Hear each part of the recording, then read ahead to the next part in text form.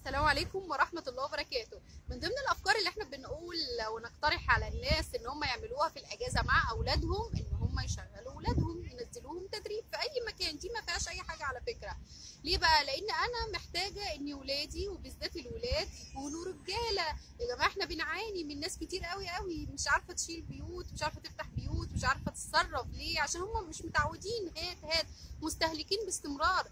فليه انا ما ادربش ولادي وما نخافش عليهم؟ يعني نجمد قلبنا شويه، ولكن لازم اخد كل احتياطات الامان اللي لازم اخدها لاولادي، ومنها ان انا اشوف لهم مكان امن زي مثلا سوبر ماركت، ميكانيكي، شركه مثلا محتاجين حد يكتب على الوورد.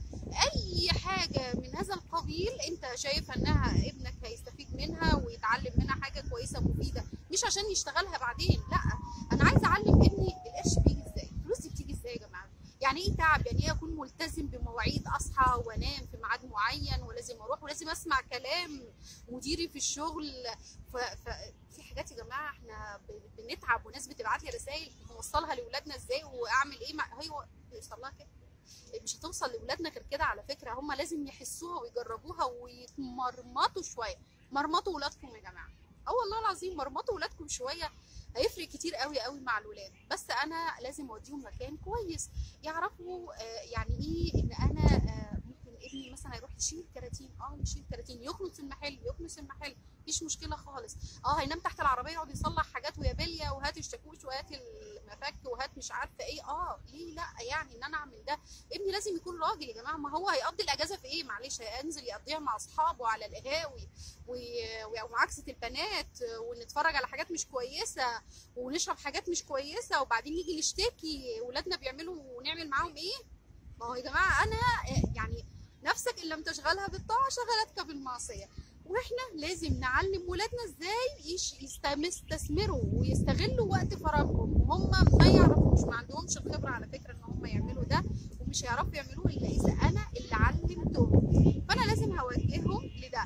ليه بقى؟ لان اول ما يبتدي يكبر هو فاهم ان هو خلاص خد خبره، اتمرمط في كذا حاجه، فعارف الشغل بيتم ازاي. فاهم باباه لما يكون راجع من شغل تعبان او مامته راجعه من شغلها تعبان.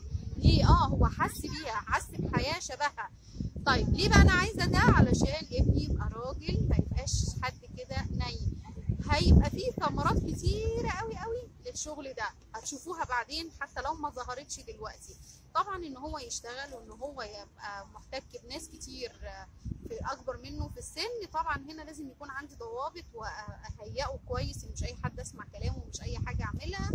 وليها عيوب زي ما ليها مميزات. للامانه لازم اقولها لكم ان هو عينيه هتفتح على حاجات كتير. صحيح هيشوف الدنيا بمنظور مختلف، وده الهدف اللي احنا عايزينه.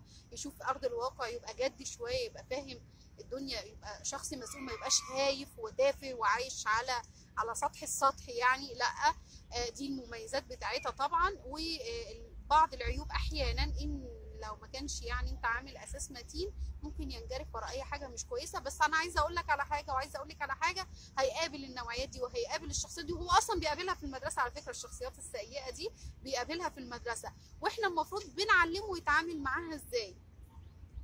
وهي هيقابلها في الشغل. وانا هبقى دايما يعني ايه، مديله باب وسايب الباب موارب كده يقعد يحكي لي، واقول له لا الشخص ده بيعمل غلط. طب انا ازاي اتعامل معاه في نطاق شغلي من غير ما ان انا انجرف وراه في حاجات تانية. هنا بقى الشخصية بتاخد شكل تاني خالص، وبيبتدي بقى يشوف الحياة على حقيقتها. جزء كبير من حقيقتها بتشوفه، وهو ده اللي احنا عايزينه. بشكركم جدا، واستنونا في افكار تانية في الفيديو اللي جاي. السلام عليكم.